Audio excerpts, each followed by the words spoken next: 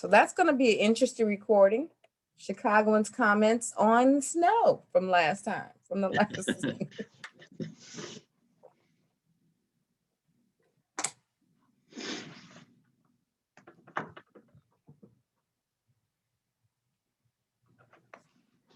But that's the job of public officials, right? We pivot whenever we need to, right?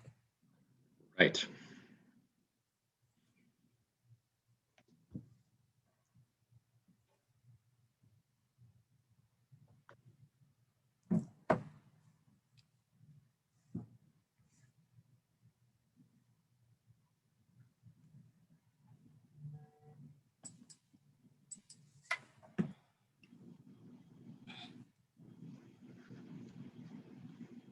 So Alderman, I don't know if you saw the email that I sent, earlier to you and Alderman Mitchell about the survey that we're gonna put out today. No, I haven't had a chance. We're just trying to gather some information to assist in formatting for next week meeting regarding the visioning. And just wanted you to start thinking about, 5 to 7 people in addition to those that might be on the roundtable that you would like for the team to interview to talk about 79th Street. Just responding back. Let me see. Okay. Can I paste this and send it out to people? So we're gonna, as soon as I get the link, they're finalizing the survey, but it should go out this evening, Keith. Nicholas, the survey, we should be sending that out this evening. I should be sending that out this evening. Yep, we'll have it this afternoon. Okay, thank you.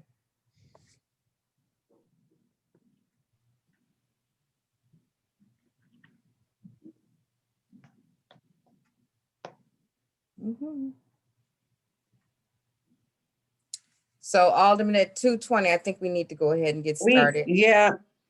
I think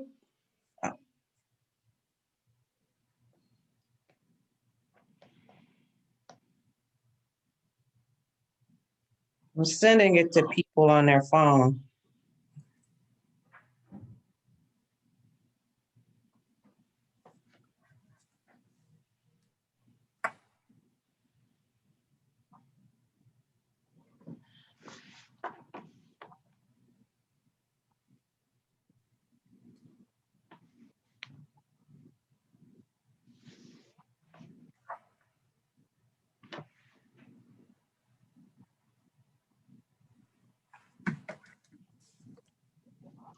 Oh, they're coming on. We got 18 people. Woo-hoo. All righty. Now let's get started. I sent it out via a text. Okay. So good. We can get started. All right, great. I want to thank everyone for coming on today. We are doing we split up the first roundtable in February, just so I can get a little bit more understanding of who are the 7th Ward stakeholders and the 8th Ward stakeholders. So let's begin. This is today's agenda. We're going to review the Invest Southwest Corridor and what that means. We're going to talk about the visioning of 79th Street Corridor and the output that we hope to get from that visioning, which is an RFP. So we're going to talk about the Invest Southwest RFP process, open discussion, and additional information. So implementing the Invest Southwest Corridor. The purpose of this initiative was to marshal the multiple resources from different departments and try to target areas to put these resources so that you can see more of an impact when all these resources are put together. So as a result, there are 12 corridors, Invest Southwest corridors, over 10 neighborhoods on Chicago's south and west sides. This is done to reactivate neighborhood cores and to spur economic development. In this initiative, we're focusing on pedestrian activity, transportation, retail services, public spaces, and quality of life amenities for the residents. The goal, so every month, as a result of the initiative, it is our goal to have monthly roundtables so that the city can touch the community and those that are around the corridor, just to keep lines of communication open. The focus on the West Southwest corridor here is 79th Street from Exchange to Stony Island. The roundtables allow us to have a two-way communication of DPD initiatives and community needs. Part of the suite of engagement strategy includes ward-specific engagement, public meetings and webinars, digital communication, and once we get to that point, in-person social distancing meetings when possible. So here is the map of the corridor. And what I wanted to point out here, this is the 79th Street and West Southwest corridor, which is divided by two communities, South Shore on the north and South Chicago on the south. I think that's an important recognition that needs to be made, because I know I even made the mistake of referring to this as the 79th Street South Shore and West Southwest corridor, but we need to understand that 79th Street actually is the buffer between South Shore and South Chicago communities. So the Invest Southwest developer RFP and process and timeline. What are the Invest Southwest RFPs? So that is an acronym that stands for Request for Proposals. It is the city's way to solicit development proposals for city-owned land, and if we have a partner, privately owned land as well. Traditionally, the RFPs simply provided details regarding the subject property, the size, the zoning, appraisal, and maybe 3 or 4 lines of preferred uses. With the Invest Southwest RFPs, we go a step further and we illustrate the desired urbanism of the site, as well as a more robust description of uses desired by the community. The Invest Southwest RFPs are also built on an understanding of available incentives. And we then partner those incentives with proposed development to ensure a high level of financial feasibility. The RFP does not represent a plan for the site in question. The drawings, images, and narratives associated in the RFP simply help to shape the responses DPD will receive from other developers. The engagement carried out to date, roundtables and visioning workshops, were aimed at reviewing potential uses, opportunity sites, looking at the density and the site layout. However, it's important to note that the respondent developers can propose their own designs and programs. There will be several opportunities where we'll bring back those proposals to the community to get your feedback and what you think. So the RFPs have 3 main goals. We're looking to facilitate high design excellence, use inclusive decision-making process, that's the alderman of the community, DPD, to help guide economic development and to build local wealth. So according to the South Shore plan, let me step back. This is the corridor, and the numbers you see here reflect what was initially some opportunity sites we were looking at. As you can see, they're small. The Regal is privately owned.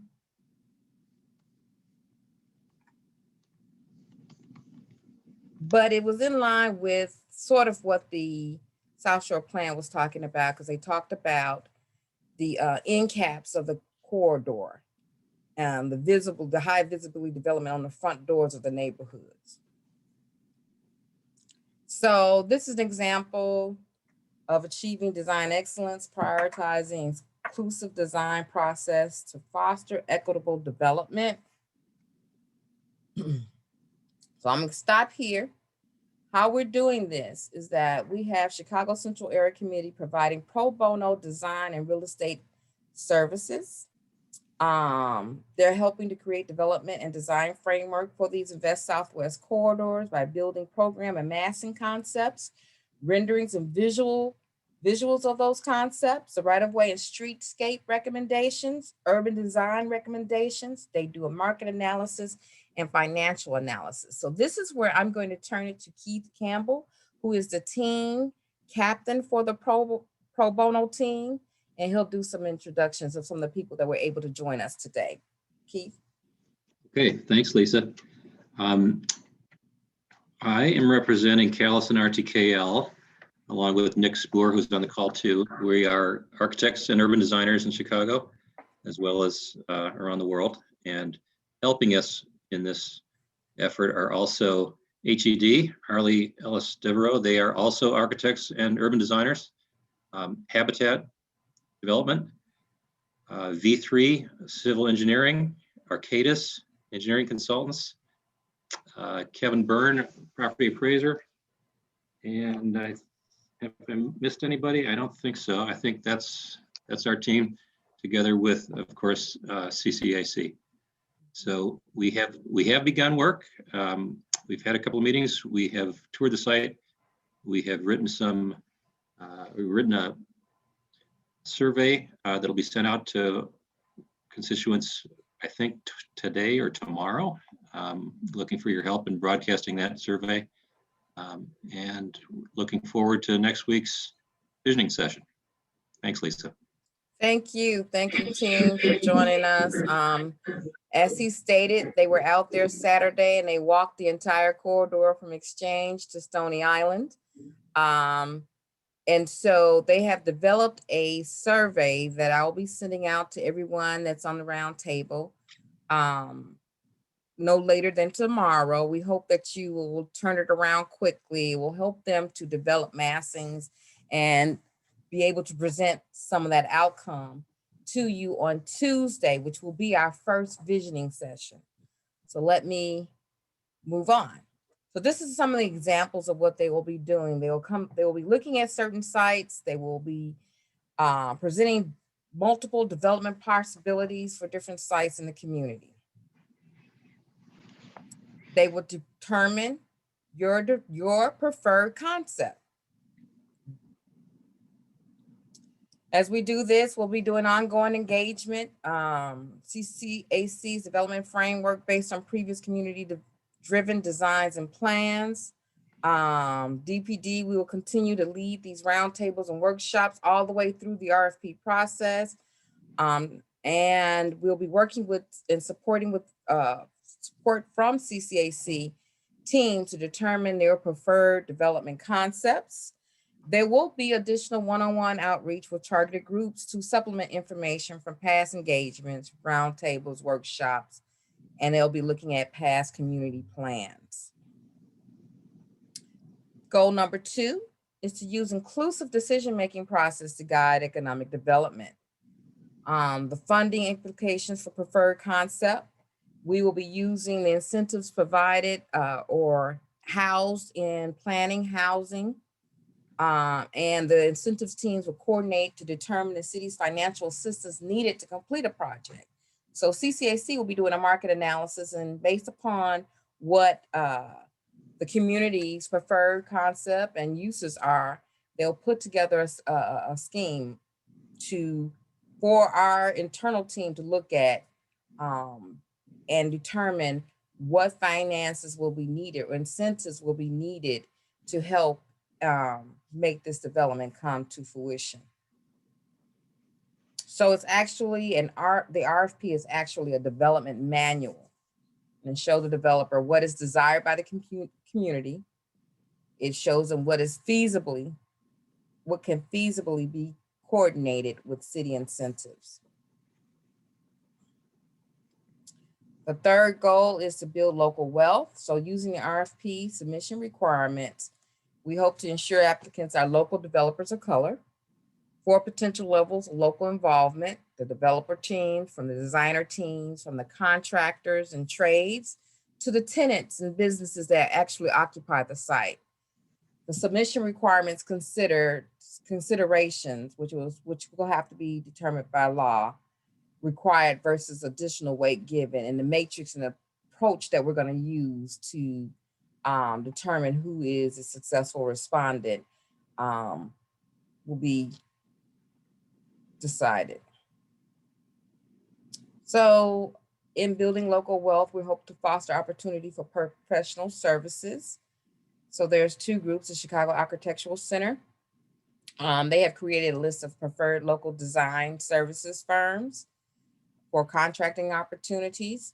A key tenet of the initiative is driving inclusive growth. And then there's the Chicago Emerging Minority Developer Initiative. And their goal is to source and build a pipeline of community-focused developers and to lift up this up-and-coming emerging talent to lead or be a more meaningful participant in large-scale commercial real estate development. Because local developers hire local designers and lease to local businesses, you have residents or home or stakeholders actually occupying these commercial corridors. So once the city shortlists, we have an RFP and the city shortlists the respondents based upon the criteria set in the RFP. We'll have the finalists present to the community. And the community feedback will be incorporated into the city's negotiation process. Then the city announces the selected proposal to the community. So here is a timeline of the engagement process. This is our roundtable. Next week on the 23rd, we'll have our first visioning workshop. The consultants will be leading that workshop. And then we'll do some stakeholder interviews and possibly do smaller focus groups. The next step will be, after that, will be to release the RFP based upon the input from the workshops and the roundtables. The RFP is out on the streets for approximately 3 months. Then once they are submitted, we take about a month and a half to do the evaluation and shortlist the respondents, and then the developer is chosen. So the city has been on an aggressive RFP schedule in different communities. We are in the March, this blue line here, if you can see my cursor. We're anticipating releasing an RFP for 79th Street in March of this year. And as you can see, hopefully with everything, all the I's dotted and T's crossed, we should hope to have some type of groundbreaking by the first quarter of next year. So let's look at the 8th Ward opportunity sites. And then I'm going to show you some of the other opportunity sites on the 7th Ward end. We have not come to a decision on which sites. Let me say it this way. Some sites make more sense than others. And I think that some sites need some development to happen elsewhere before they're ready to be RFP'd. But I do think that all the sites that I'm about to show you will be can be a part of an RFP. This is taken straight out of the South Shore retail corridor study. And it was just showing that the focus of the corridors are the bookends.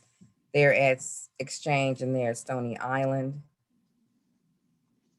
I showed you this before. Okay, 8th Ward site. So and it's much easier to do some things with city-owned land than privately owned land.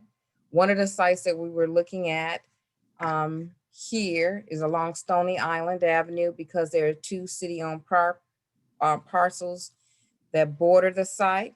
However, the middle parcel is privately owned. That's a possibility. Then we were looking right across the street from the parking lot just west of Regal, Ridgeland and 79th on the northwest corner. There's a parcel, which is an existing building that is owned by the Cook County Land Bank Association. Land Bank, yeah. And 2 city-owned lots that are adjacent to it.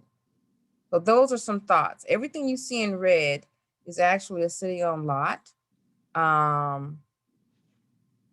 as you can see, the size of them, there's some assemblage that will be required in order to make them a better candidate. So those were the 8th Ward sites. Our visioning workshop is next Tuesday, but I also wanted to share with you what we see on the other end of the corridor. On this end of the corridor, there are 4 or 5 buildings that's owned by the same owner. 7th Ward, make sure you say on the 7th Ward side. I'm sorry. Yes, ma'am. This is in the 7th Ward end of the 79th Street corridor. The owner of these buildings has submitted an agreement to allow his property to be a part of an RFP. So this too is up for consideration. There are 2 additional city-owned sites which are not large enough and is divided by a street. We can't vacate the street, so, but that is another opportunity site that was acknowledged early on. So I'm gonna stop here and ask if there are any questions.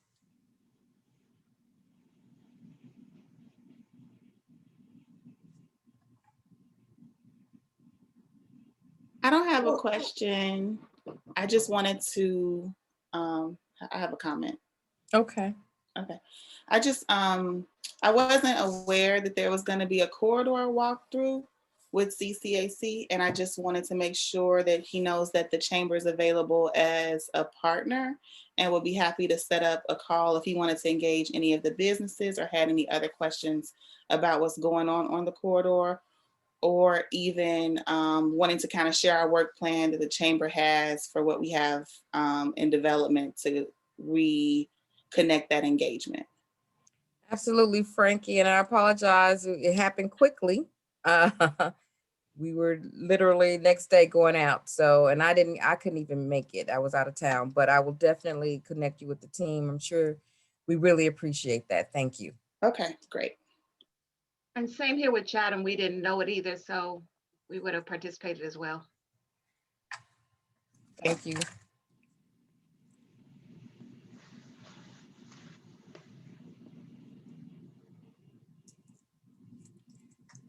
Hi, Lisa. This is Mike Daniels from 80th and Constance. I was just had a quick question regarding the emails that were sent out to our team. We got 2 emails, one for today and one dated for the 23rd. Is there something different happening on the 23rd? Yes, the 23rd, the CCAC team will be presenting and different massing designs based upon the surveys that you should be getting no later than tomorrow. We're sending out surveys. We're just really driven by trying to get this RFP out by the end of March. So the 23rd is our first visioning session. Okay, because we had a lot of confusion regarding that. So thank you for clearing that up. I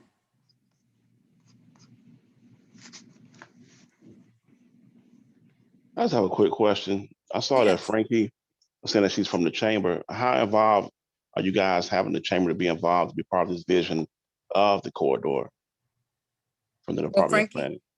Yeah. Frankie has been participating in the roundtables, and we will have, as I stated earlier, we will set up calls with different individuals or groups for the team to get additional information from them. So this team has just come aboard. They have not been around long. I think we met last Tuesday, if I'm right, or maybe the Thursday before that. It hasn't been 2 whole weeks. So they're here. They're providing pro bono work. They are, this is outside of what they do for a living as architects and marketing people. So this has been a real, this has not been a long engagement. We're just starting the engagement. So everybody's right on time. Okay, thanks. Mhm. Tim, I can share my contact information in the chat. I'm the chamber that's in the 8th Ward. There's also the South Shore Chamber, but I can connect you with both organizations if you had another question that was even separate from this Invest Southwest Roundtable. Okay. And so A4 residents, use Frankie Payne as a asset to you. She is in your corridor all the time. She's very familiar with all the businesses that are there. And she's a wonderful asset, and she's really engaged in the business corridor. And this is kind of where I'm gonna jump in. So this is the portion where you get to talk about what you like to see, because you're always telling me what you want.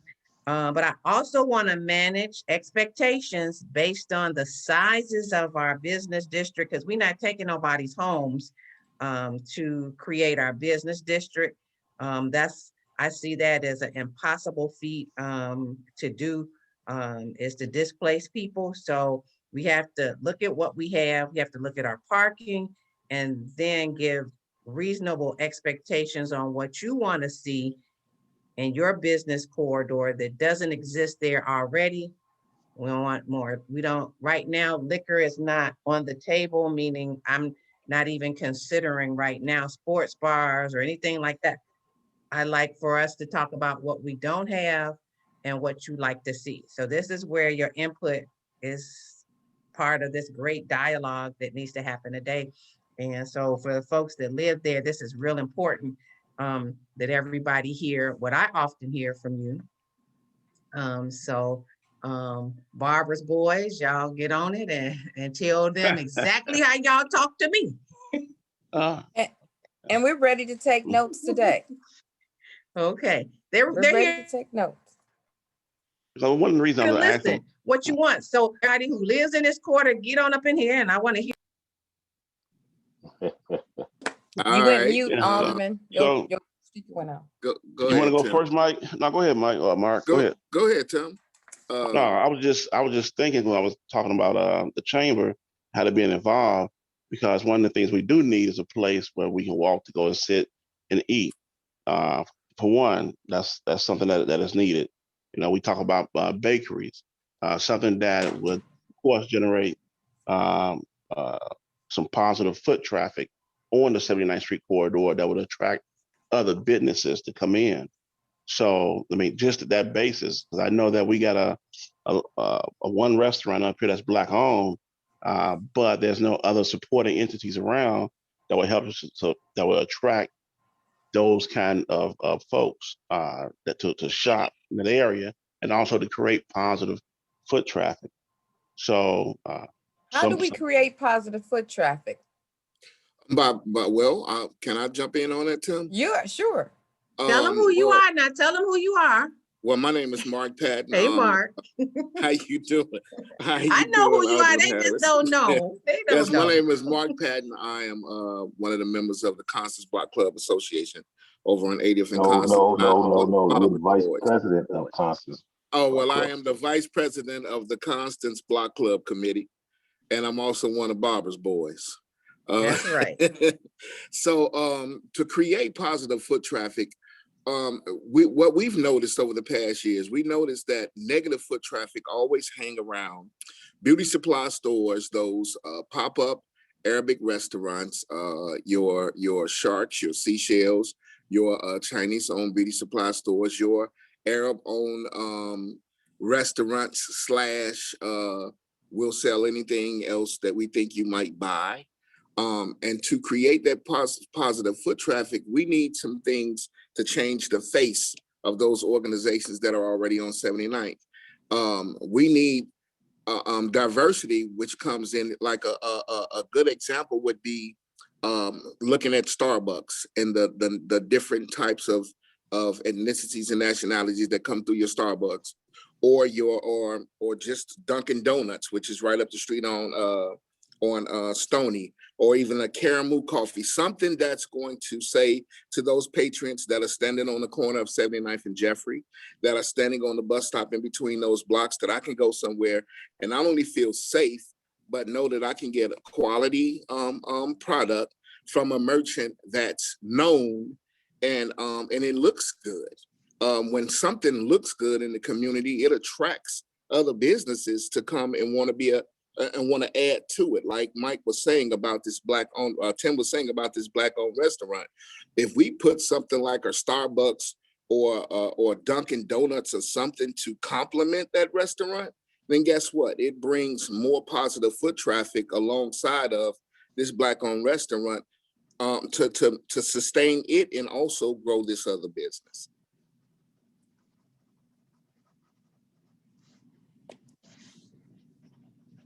Thank you for your comment. Thank you.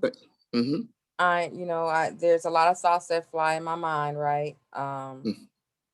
That come in my mind, and I won't belabor the time and discuss that. But I definitely would like for you to promise me you're going to participate on the 23rd, and that when you get the email regarding the survey, that you please complete that survey and submit it to us as soon as possible. Okay. Yes, ma'am. No doubt. No doubt. Everybody, we do know the COVID hit. So our restaurant, the Strawberry Cafe, hasn't opened because he can't open but he's waiting for us to get through COVID. And then he's going to finish off his restaurant and open it. It just, again, COVID has affected us in ways that we'll only know 10 years from now. Right. But, and it's going to take some time until things reopen, right? So I don't want to discourage you. I think that things can, we had Dunkin' Donuts wanted to do a location at 79th and Creek Gear, but it just didn't work for the drive-through portion. They'd have to use the alley and that just didn't work for anybody. So it just became like a real difficult design. That was the saddest part for me, that I couldn't get them to come because I had them. And they just couldn't figure out how to redesign the building without tearing it down, and they didn't want to do a tear down. I think the ideal place for that Dunkin' Donuts, Alderman Harris, would have been right there where that new chicken and fish place is. That would have been that's what I'm talking. That's exactly what I'm talking about. That's where they wanted to build it, but they didn't. There's not enough space on their property to do a drive-through. They would have to do a tear down, which they were not willing to do. Okay. They'd have to tear the facility down, rebuild on the frontage of that property to create that drive-through. And they just, in many cases, people just don't have that kind of money. They have money, but they don't have the kind of money that they need to do a tear down. New construction is so costly. So, are there any other comments or questions? I don't think I have one this time. I was just kind of in agreement with Tim and Mark on the look of 79th, clearing the foot traffic. I think the 79th needs to have a better look. It looks dirty. It looks dirty because it is dirty. It needs to be cleaned. It is dirty. Not cleaned on a regular basis, I don't think. I don't see it. But okay, let's talk about that. Now, 79th Street is your quarter is one of my cleaner ones. It looks dirty, but it's not dirty. In that we have Safer Foundation down there. Now, I'm gonna tell you what's dirty Stony Island is, but this corridor where the dirt and the filth is down by where the people congest, 78th and Cornell, 79th and East End. But there's a strip that maintains pretty well, and as a community, we get what we get. And so we've got to work as a community together, because if we wait on government to do everything for us, it ain't gonna happen.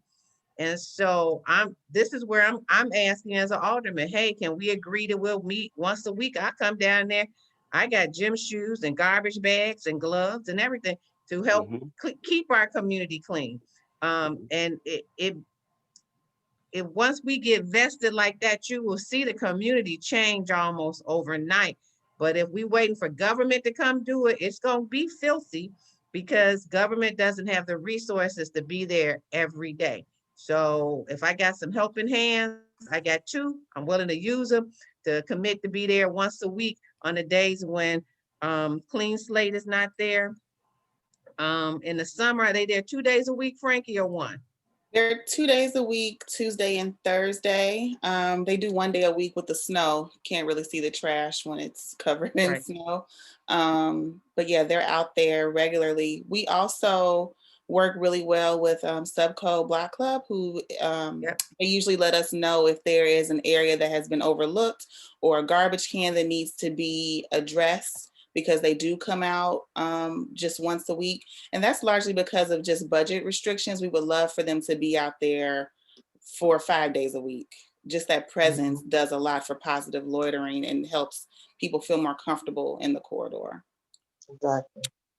Is 79th Street still at SSA on right there between Stony and is that Yates Yeah, on that's 79th how you Street? get the Safer Foundation there 2 days Oh, a week, is because it's a SSA. And Frankie is the executive manager of the SSA that also runs into the Stony Island corridor too. So she does 79th Street and Stony Island and 87th Street.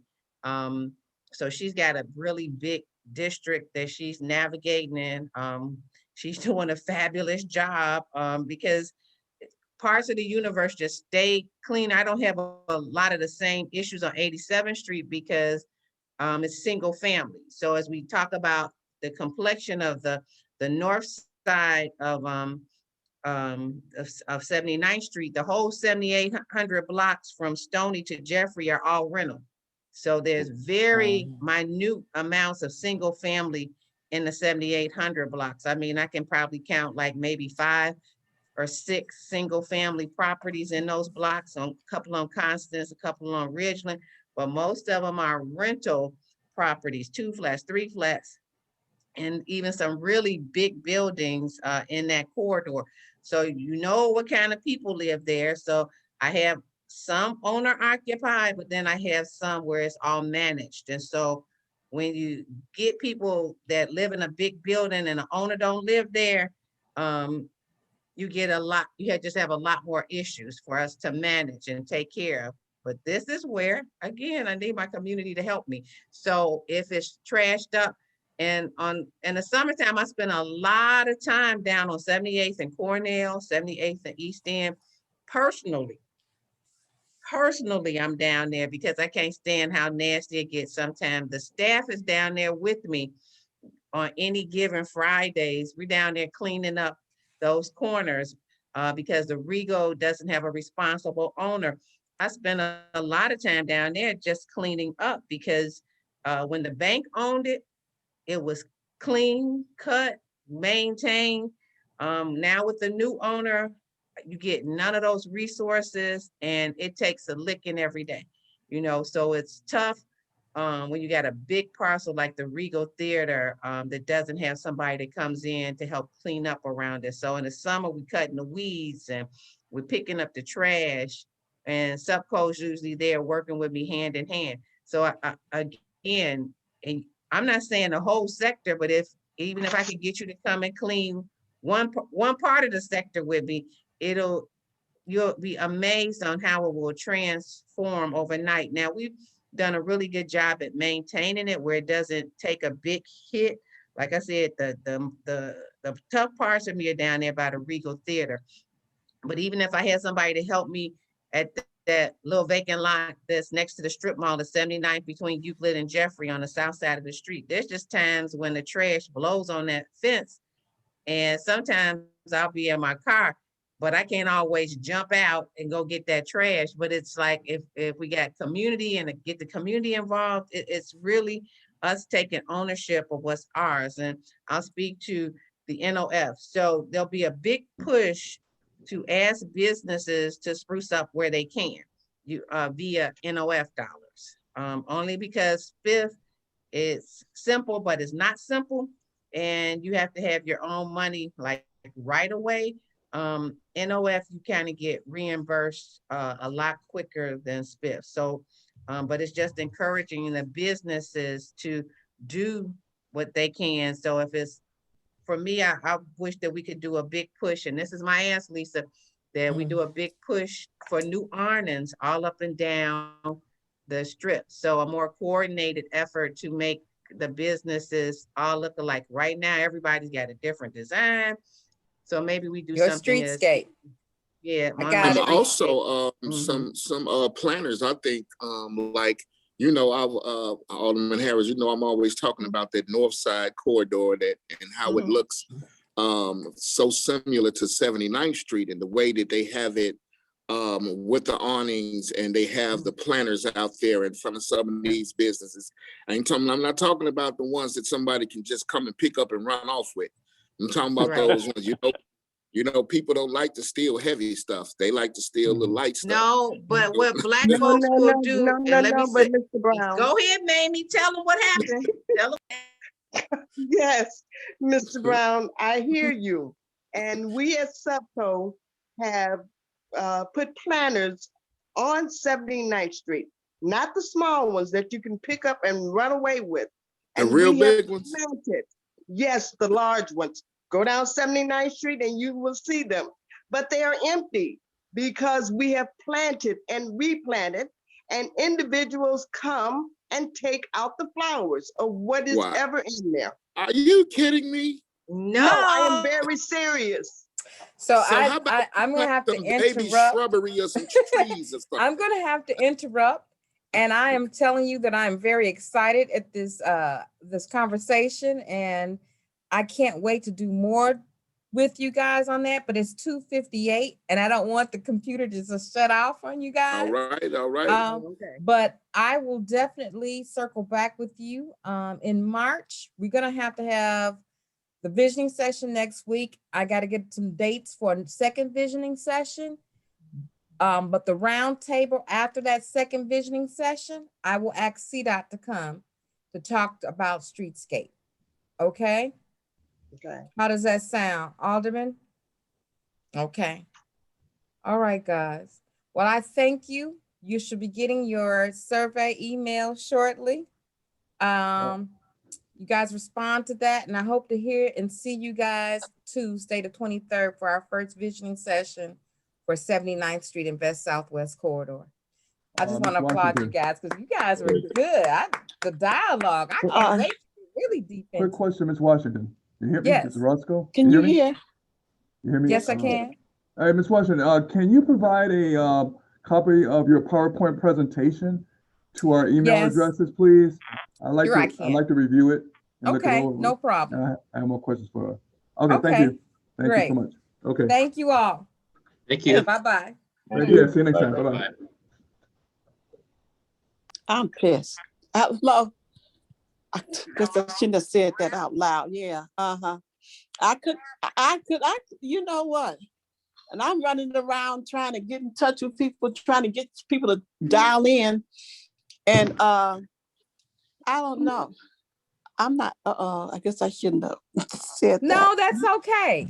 Hey, you pissed, you got a right to be pissed. I hope it doesn't cut off and not, you know. Wait a minute, hold on. Wait a minute, Mrs. Washington.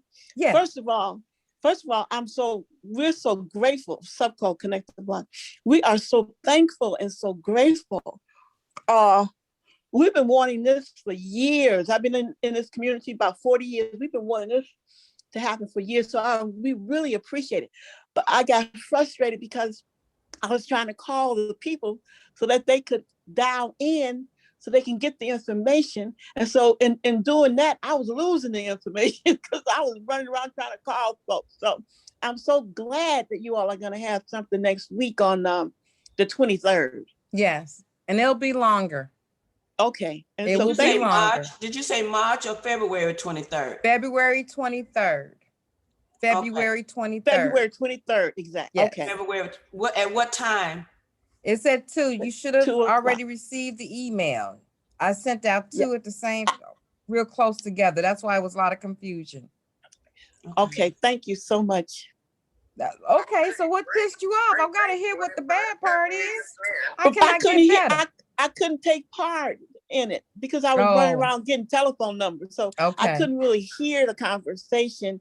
And so I could, take part. So that's what do I have your email address? Yes. You sent me. Okay. So I will definitely, let me just, because I'll send you the PowerPoint. Okay. Okay, thank you so much. You're It's- welcome. Could you send it also to Betty Wilson? I don't know. I'm gonna if you send it to might- everybody. All right, I appreciate Okay, it. you probably get it this weekend because I gotta, but you'll get it. Okay. Okay. All Thank right. you. Thank you. Thank you, Mrs. Washington. All right. Take care. Okay. Okay. Bye-bye. Bye. Okay. Bye, Sheila. You know what? I don't know how to click off. Just hang put up. Okay. Leave meeting. Okay. Bye. Okay. Okay. Frankie. Leave. I'm chuckling. Hey. Hey. I'm leaving. I have meetings with Gwen all the time. I'm chuckling. What was planned all the time? I said I have meetings with Gwen all the time, so Oh. I'm chuckling. Okay. Well, I definitely need to talk with you. Yes. Can we talk tomorrow? Yes. What time? 8:30. Can you call me? Okay. Do I have your number? Can you email Sure. it to me? Okay. I'm gonna send it to you. I'm gonna email it to you. Okay, perfect. Thank you. Okay. All right. Bye-bye. Nobody want to go home. Just the after party. All right. Take care.